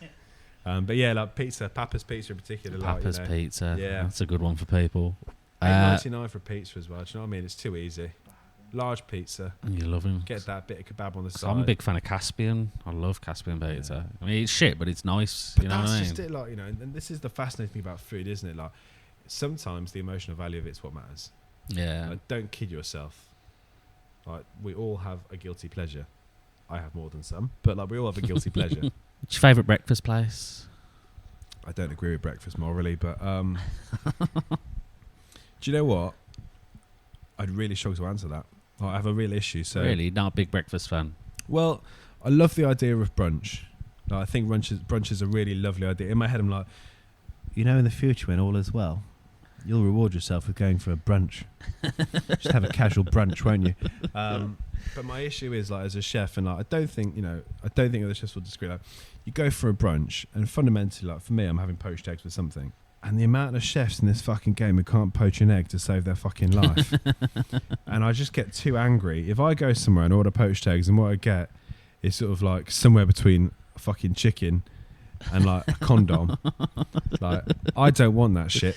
You know, in the city centre, I'll give props where props is due. Like, medicine, I quite enjoy. Yeah, it's nice. Really I overorder consistently. Apparently a side order of donut is not a thing with a breakfast, but that's where I'm at. I can't do sweet stuff in the morning. Just can't. You it's love right. You like Liam. Everyone knows what Liam is. Mad on it, man. Medicine and, like, you know, Yorks have got some good stuff on their menu too. But I'm just, you know, I'm much more a kind of a coffee and self-loathing kind of guy for breakfast. Coffee and fags. Yeah. Well, you know, I'm quitting smoking, so less so. Yeah. But yeah, you know, I think quite a lean breakfast is definitely the one for me. Well, that's all us done then. Thank you very much, Alex. Thank you so much We've loved this. For hanging out, spending some time with us. Yeah, thank you very much, Alex. Really appreciate it. No, honestly, absolute pleasure. Please keep doing what you do. Love it. Cool, man. Cheers, guys.